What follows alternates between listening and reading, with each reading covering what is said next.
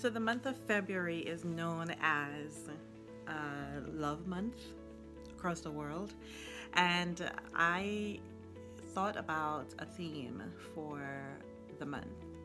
What we decided to do is go with a concept called love songs.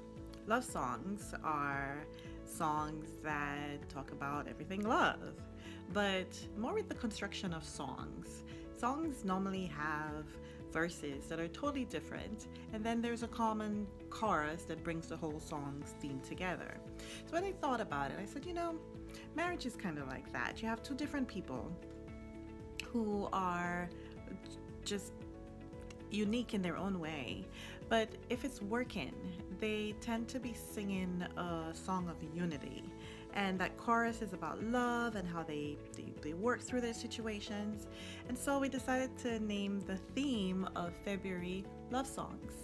I have asked a couple of my favorite couples to come and to share their journey and what marriage means to them and how they are singing the love song of their life. So I am excited for this series. I have no doubt that you will be inspired. It's not easy. Marriage is not easy, but when it works really well. So welcome to Love Songs on Life Talks with me, your host, Latoya.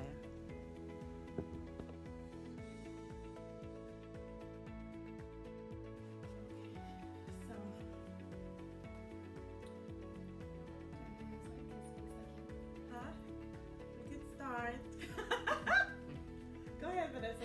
Let's see it again.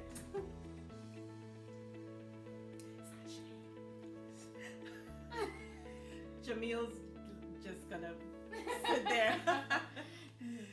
So, hello everyone. Good morning, good evening, good lunchtime, and any other time that you might be up. How you doing? Here's a quote that I actually really liked from Ice-T. Cool, right? Because we have a young couple, so I figured let me look hip. Ice-T is youthful. Yes, he is for my generation. Okay. So Ice-T says that's one of the first things that comes out of. Well, let's see if we agree with that one, right? He says that's one of the first things that comes out of young people's mouths when they're in love forever. And that's cool and everything. It's all good until you get old enough to realize what forever is.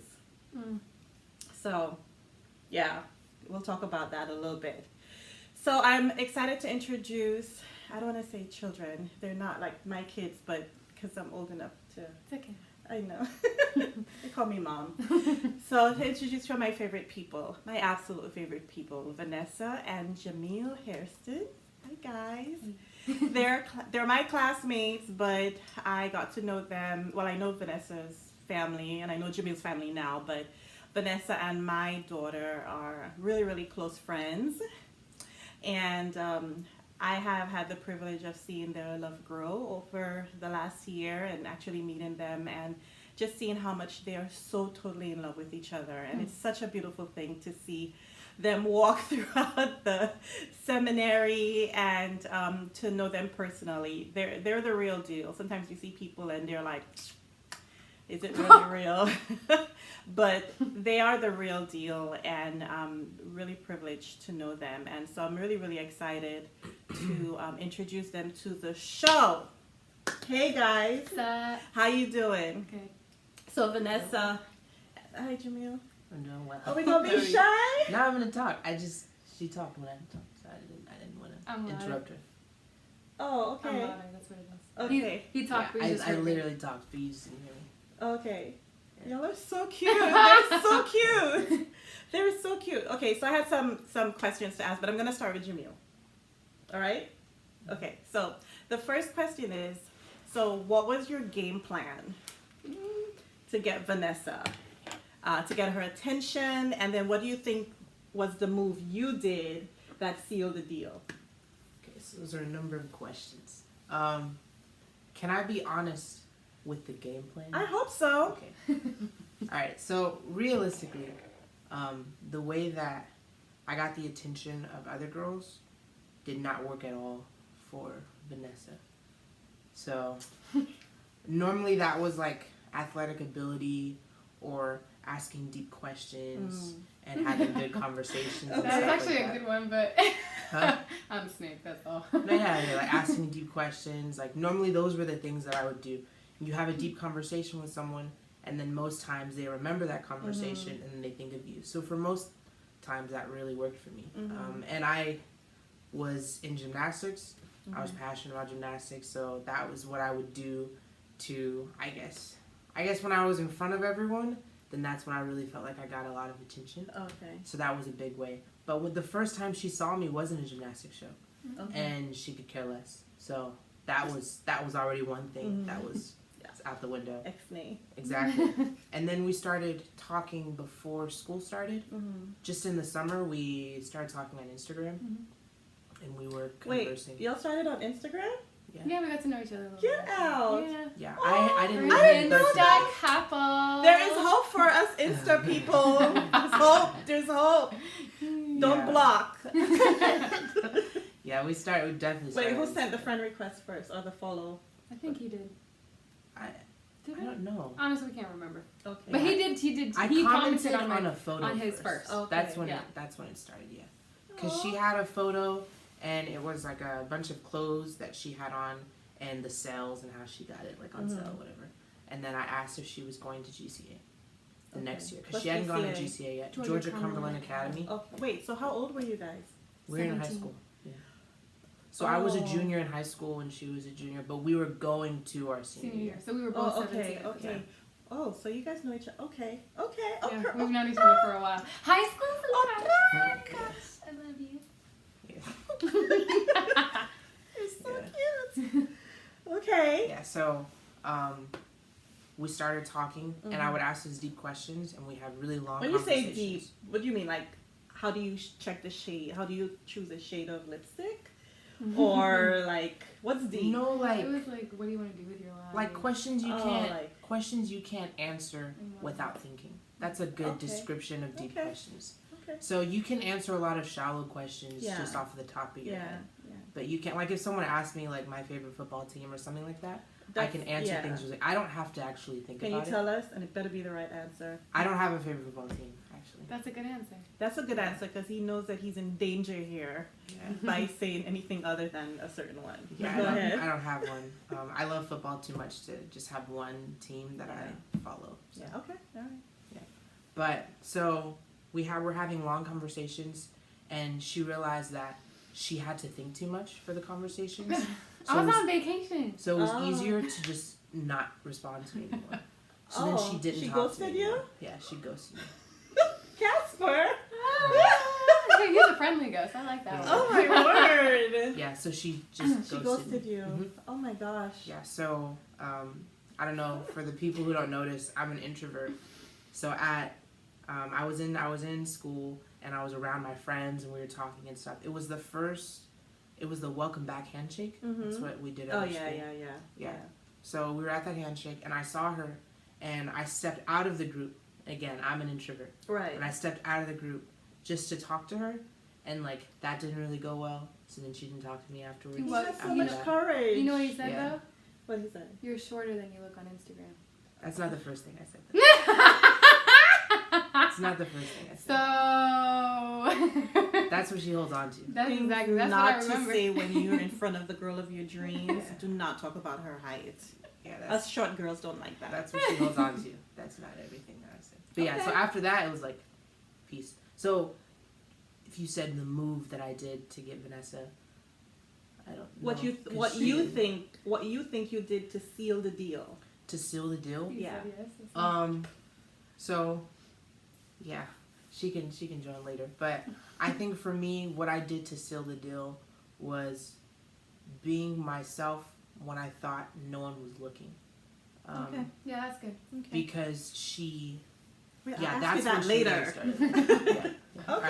right, yeah. All right, cool. Your turn. Yeah. So Jamil definitely made the first approach, and it wasn't anything overtly.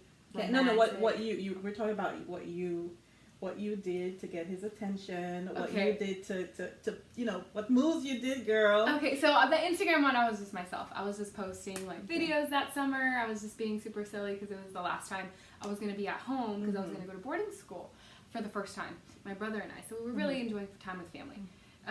So just, I guess I was just different than some of the typical girls he had seen at his school. So that was cool. I didn't really do anything for that. But I had to kind of win him back after you right, became because a ghost. I ghosted him, and then I didn't give him the time of day, and then I like was super awkward because I didn't know if we were friends or not, and so like when I'm awkward, I turn rude. Like I'm not intentionally, like I'm not thinking to myself, I want to be mean to this person. Right. But like he worked in the same place as my brother. The irony of that. So I would go and visit my brother every day, and Jamil, like a gentleman that he is, would open the door for me every single day, and every day I would walk past him like without saying anything. Without saying thank you? No, not Oh, even girl. thank you. Okay, so my points for her is just going down, and my points for Jamil are just going up. Yeah, I went the same thing for So a you while. literally walk through the door, Yeah. and you're just like, hang time? Regularly. It's so mean. Don't do that! No, it was Regularly. just embrace So the now- awkward. Talk to the person. Now Don't you be know mature. why I didn't pursue. Oh, I would. Yeah, because I Lame. didn't know. No, I would be scared as Yeah. nothing. Okay. So, then I started, I went through a little process anyway, and then, long story short, I kind of started noticing Jamil, Okay. and I realized, like, wow, like, I really like this dude. Like, I really, really like this dude. I think more than I've liked anybody. So I need to, like, redeem myself. Right. I need to- but it was, like, nothing to everything. So it was like, we didn't talk. I didn't look at him. I would hand him papers like this, so I didn't have to turn around. I'm dead. And then one day I turned around in class and was like, we have to find marriage partners for our Bible class. Do you want to be my marriage partner? Which includes, like, in my mind I was like, this dude, he doesn't know that I'm planning for eternity. Like, but he had no idea. He was like, this girl's never talked to me. No, she's talking to me. What is wrong with her? But he didn't Oh have my a marriage gosh, we partner. should have that at the seminary. Yeah. I don't know about that. You may not like the partner you get chosen with. No, if you had to choose your marriage partner to play, yeah, that would be really, no, forget it. Yeah, it's Exactly. too many Yeah, ways no, I could no, go no. sideways. Yeah. So after that, I just wanted to, I tried a little hard. And he agreed, obviously. Yeah, he agreed. Dude, like, props. Because He agreed. I would have been, like, scared He out of thought my I was crazy. wits. He thought I was crazy, but No, it really caught me off guard because I was like, she never talks to me. And now she wants to can't be a make eye marriage contact with me, partner. and now she wants to be my marriage And the partner. crucial thing right before that happened was, and this is something I didn't control, this was all God, but my dad was doing a week of prayer, and I was doing one of the special musics. And I went up and I sang one of my favorite songs. It's very deep lyrically, and like I got actually kind of emotional because it was people were coming up for baptism. And then I finished, and then Jamil came to say something afterwards. But he was saying in that moment for him, he saw the true Vanessa, maybe behind the facade of the rudeness, and there was just something about my relationship with God that really like opened the door. So you think that was the thing that sealed the deal? Yeah, it was literally just Jesus. You know, when I'm doing these shows, I keep Can't forget. forget. The show you guys saw last week. Y'all saw me bawling, right? Like, it should just have tissue here when I talk to y'all people. But okay, so so you guys share now. Were each other correct about each other? I was initially wrong, and then everything that I thought after when I started liking No, I him. think she's saying like. No, that What too. else? Oh. Yeah, that Oh. first. But yeah, I mean, as far as perceptions, yes.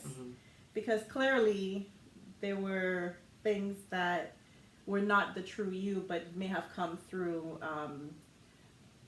fear of vulnerability, fear of being seen, fear of rejection, all of that you, Yeah, lack of social skills. yeah. So, okay. And now, so was what he said that sealed the deal correct? And was what she said that sealed the deal correct? Yeah, that was really the only Okay. thing because I really didn't like her at all at that point. Like, she was definitely an enemy in my mind. And then in that moment, I was like, I've seen something authentic in that moment. When she So was because singing. of that moment, the Yeah. doors stayed open when it could have And just that's, been and that's closed. sweet. Oh, This is so cute. Okay, great.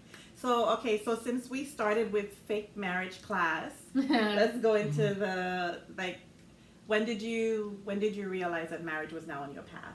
You know, what was the process and how did you guys get there?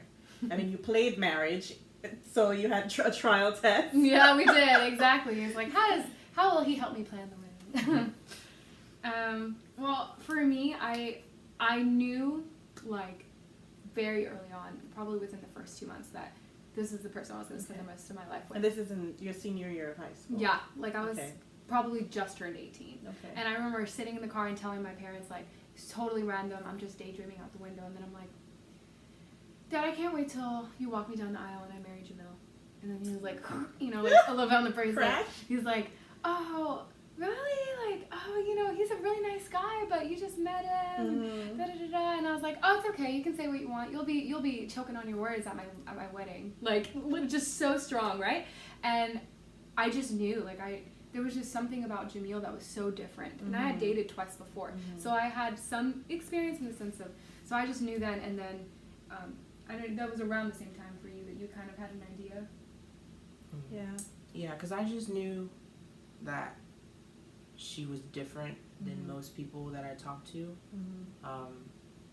I didn't know if I could find another Vanessa, so I was like, if I don't marry, I was like, if I don't marry Vanessa, like that's it. I'm not gonna find another one. So. Yeah. And same, I felt the same. So obviously you had that initial commitment. So for us, we never said the word break up. So we we had options, stipulations where we would break up if this happened.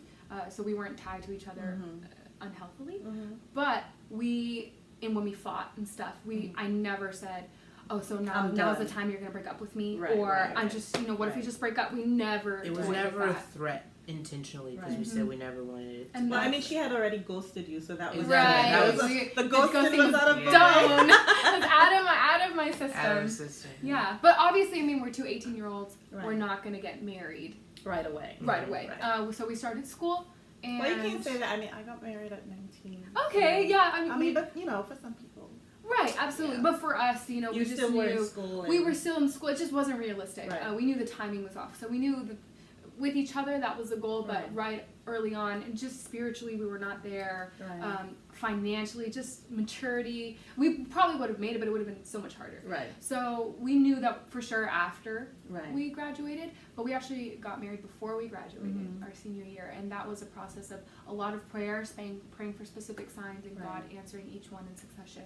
And we were so excited to tie that knot. And do I even dare say the support of family on both sides? Absolutely. To actually help you guys form this foundation. I mean, they're Christians. We're all Christians. So you have your family, Jamil's family, that have such great values. So it seemed like they had to be enmeshed in the process from the beginning. Just like, okay, they're going to be together. Let's make sure it. Yeah, it's as smooth as possible, super supported. Yeah, they started talking about marriage before we did. And that's when we knew, okay, like we can start talking about this, Okay. And we're blessed, it's not every couple, and I wouldn't say absolutely. stipulations of you should get married if both sides are okay with it, but we're so blessed to have both sides extremely supportive of our marriage and just our union, and I don't take that for granted because I know it doesn't always come. It does not. No. I have the privilege of knowing both sides of the family, and I sometimes you want to pinch yourself because are these people so genuine, and they really are. Jamil's mom, Vanessa's mom, Vanessa's dad, Jamil's family, they're really, really beautiful people, and they do support each other. And when they say family, they actually mean family, and it is a gift. It is a gift. So then the next question is really cool, and I don't know if that's a deep question, but so I want you to tell Vanessa what it is that you admire about her, and then Vanessa, share what you admire. I admire the fact that you are constantly listening to what God is calling you to do. The fact that you have an ear for the Holy Spirit, and that you don't allow for me to stay in negative headspaces even though I want to. because there's so many times in our relationship when like I can just get really negative, and I don't view it as being negative. I view it as being a realist, even though it's actually me being negative. And she does not tolerate it at all. And in the moment, I don't like it. But in the long run, I really enjoy it because I've seen through other people staying in those negative spaces what can happen. So I'm very appreciative of that and the fact that she listens to what God has to say. I know. There have been a number of times. I'm a mess. There have been a number of times when God has spoken to me through her. And it's something that I needed to hear. That's humbling. Yeah, it's something I needed to hear even though I didn't really want to in that moment, but she shared it with me. Okay. It's hard to, I think I just have to choose two because there's so many, right? So I think one, and it's something that is a two-edged sword, but just because I'm not this at all, and that's disciplined. Jamil, you're so disciplined. And I don't think I realized how important that was in something, in someone, to say, I'm going to do something, and I'm going to do it well, and I'm going to do it consistently. Or I'm not going to do something, and I'm just not going to do it. Yeah, I'm just not going to do it. Yeah, but for someone like me who struggles with discipline, and I'm like, why you be so disciplined? Not just you, girl. You make me look bad. Like, oh my gosh, even with exercise. So somebody next to us, and it's not the one with the pretty curls. It's was my coach. It's okay. And this thing called discipline, it's like grace abounds, man. Like darn it, he's like, yeah, let's do like the reps, and I'm just like, but wait, like I'm dying. Do you not see I'm dying? Like, can we finish tomorrow? And he's like, you got this, and I'm like, why he has to be so disciplined? Yes. So I agree 100%. So disciplined, but that makes him very accountable. You know, for me, like I don't have to worry, I don't have to wonder. His word is good. It's always good. Word is bond. Yep. And then faithfulness, man. Oh my gosh, Jamil is so faithful, very committed. I've never realized again.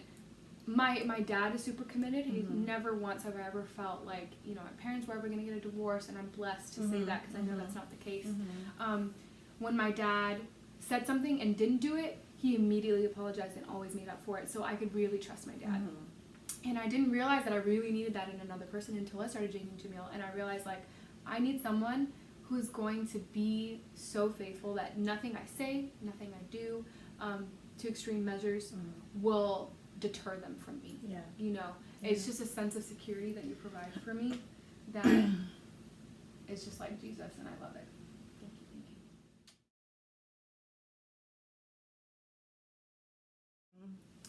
you. Here's the next question I have for you. So, okay, you guys have talked about all the fluffy, Krispy Kreme donut stuff.